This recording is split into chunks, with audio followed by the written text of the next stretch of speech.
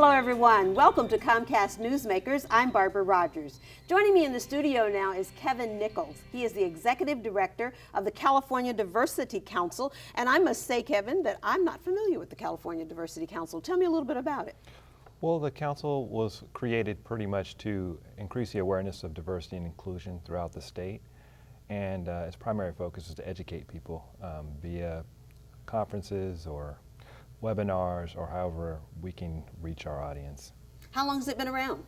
We've been around for about 5-6 years, and we are part of a larger organization, the National Diversity Council, and so that's been around a lot longer than we have, but in California we felt the need to mirror what the Diversity Council is doing on the national level. Now, the kinds of things that you do are not being handled through any other kinds of organizations that look at diversity? Not necessarily. There are a lot of smaller organizations that do what we do, and primarily because of the fact that we're a diverse state already. Sometimes people feel the need that there's not a need for diversity, at least in California. However, we feel strongly the opposite, and we feel as though we need to do programming and educate people about workplace diversity. How do you do this? What kinds of things? You have an annual conference every year, don't you? Yes, we have an annual conference, and we try to tackle major issues during that conference, educating people about what's going on in the world today. We also highlight and women. Primarily, we do something for a women's initiative, so we honor a lot of hardworking women that are the most powerful women. This year's conference was the most powerful women in the state, and we are awarding them an award for that.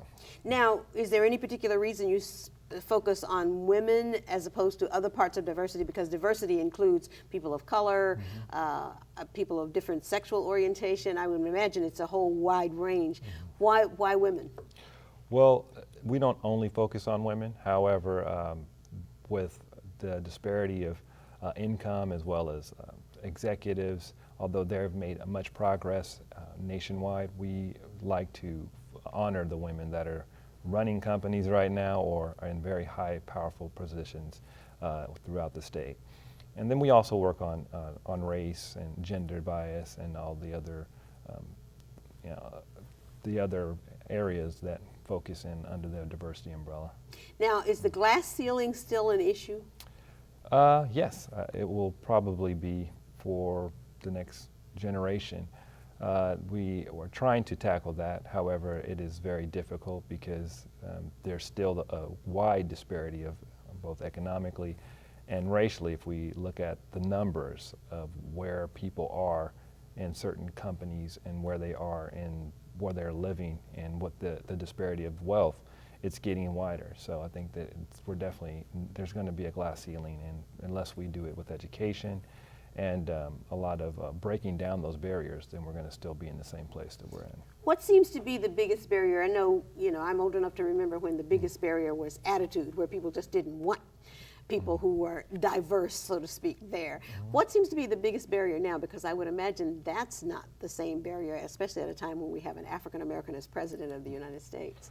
Well, I think that there's still a lot of uneducated people with regards to diversity, and although people are a lot more heightened as far as knowing that you can't get AIDS from touching someone, I think that there's still a lack of knowledge or an ignorance, if you will, of that. Because people come from different backgrounds, they don't have the same ability to make the same kinds of choices or be creative or sit at the same table and hold their own in conferences and other things like that. All right, well, thanks for coming in and talking about the California Diversity Council, and people can go to your website, which is? CaliforniaDiversityCouncil.org. Okay, if they want more information. Thanks so much. Thank you, Barbara, for having me. And thank you for joining us for another edition of Comcast Newsmakers. I hope you'll be with us again next time. Bye-bye.